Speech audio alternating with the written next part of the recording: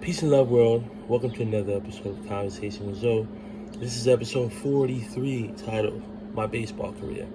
Now, I don't really touch much about my professional baseball career, even though it went really, really well. There was so much that happened before it that I like to stay in tune with reality and talk about what really happened, what really led up to me playing professional sports. It was a long journey.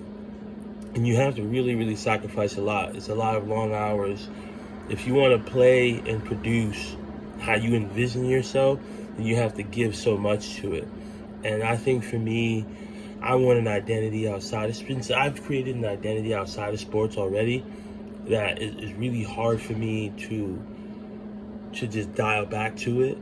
And sometimes, I just don't want to be treated differently. That's why I don't tell everyone I played professional sports. When I meet them, oh, what are you? I'm an educator. What are you? A mentor? I'm a baseball coach or something like that. Because I feel like sometimes it can be very disingenuous when you tell people, oh, yeah, I played professional sports. And it's like, oh, my God, now all of a sudden, I was cool and now I'm so much cooler. But I don't know. I guess it comes with the territory. I guess I should be, more proud of it. You know, it is a great achievement, and not many do achieve that level of success to play professional sports, to get paid to do what they love to do, which is a huge blessing for me. So I think for me, I want to talk about goals for a second.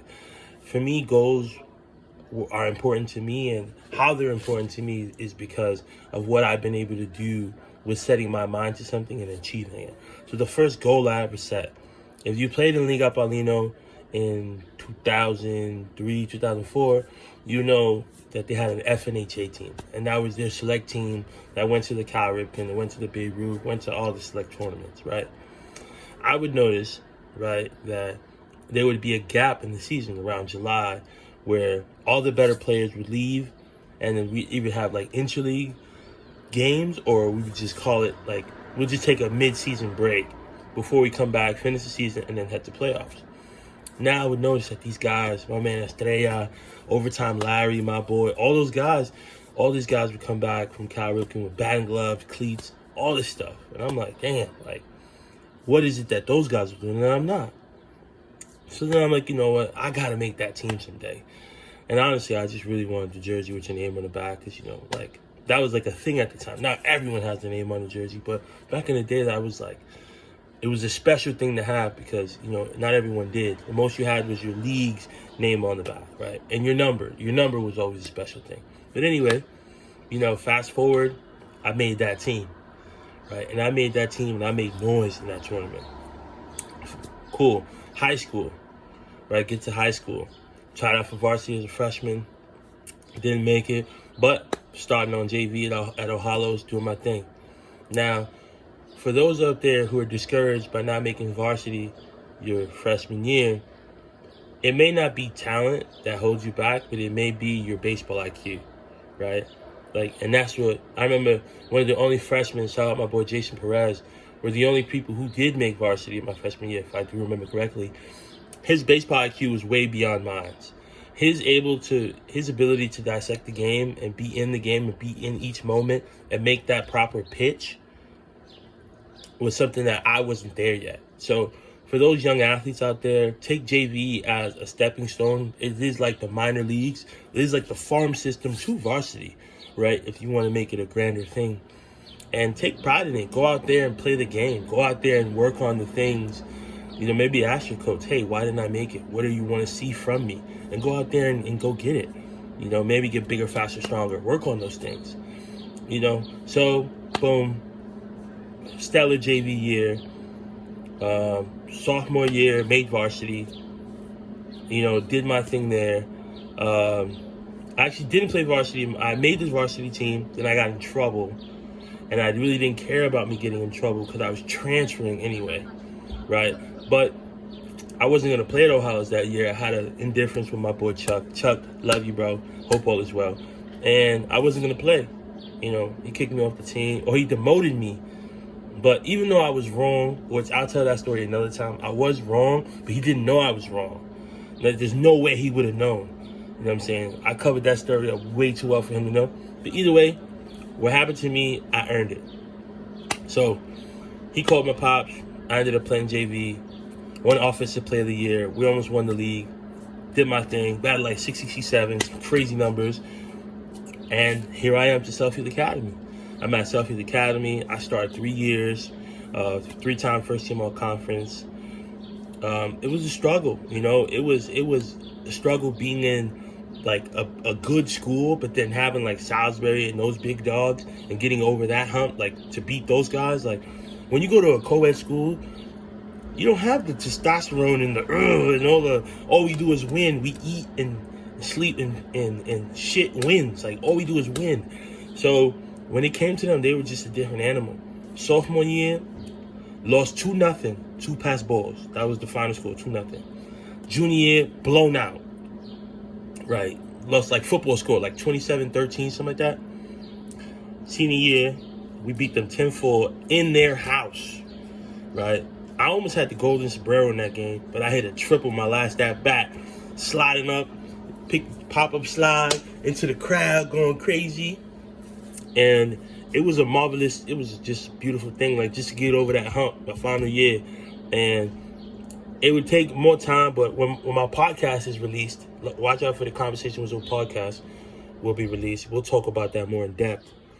And it's a special thing. So then now, boom, what's the next goal? I want to play college baseball, right? And I did that. Got a scholarship to a couple schools, ended up going to Post. We did an episode about that a couple episodes ago, so I won't talk about that. Fast forward, you know, baseball's starting to fade away from me. So I fell in love with coaching, and that's my way of being a part of the game, giving back to the game. And I'm coaching now, right? Cool.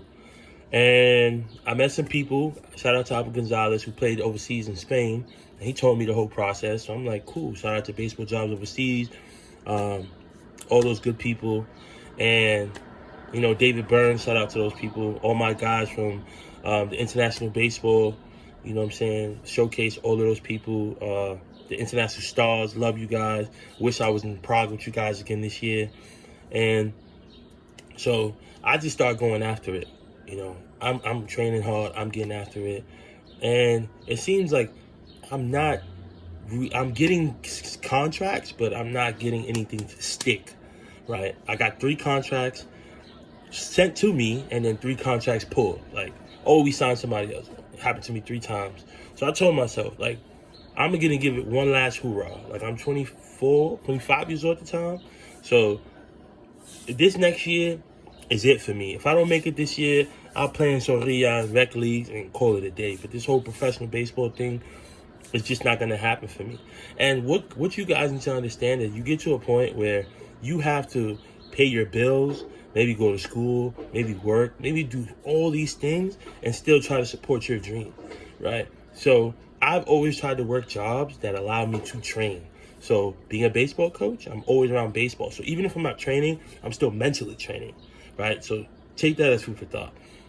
And then on top of that, like, I had time, so I'm working an after-school program, so I have time in the morning to train. I have time after work to train. And it's not really that strenuous, you know what I'm saying? So, I mean, it's baseball, you're hot, but like, when you love something, you want to get after something, you're going to sacrifice for it. But people don't understand the time. You know, you're lifting 2 hours a day, you're swinging 2 hours a day, every day, and you still have to work, and you still have to travel, take a train, get to wherever you have to get to.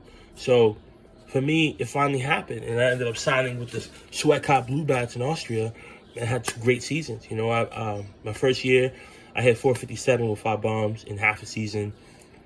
The second year, I played a full season, hit 417 with 11 bombs in the regular season. Batted 370 in the playoffs with 4 bombs, and 15 bombs on the total in for the year. And we won a championship. You know, I brought a championship to this team. You know, last time they won was 1999, 20-year drought, and I was a part of that. So really, in a nutshell, you have to sacrifice. Sometimes life is going to point you in different directions, and it may seem like maybe it's not for you, but it may not be for you at that time in your life. But set goals and do whatever you have to do to achieve them. So this episode can continue much more further, but that's my baseball career, like, in a nutshell. I'll get more deep and more in depth when it comes to the podcast. I love you guys. Thank you guys for subscribing and listening. Like, subscribe, comment, reach out to me. Love you guys. Peace and love.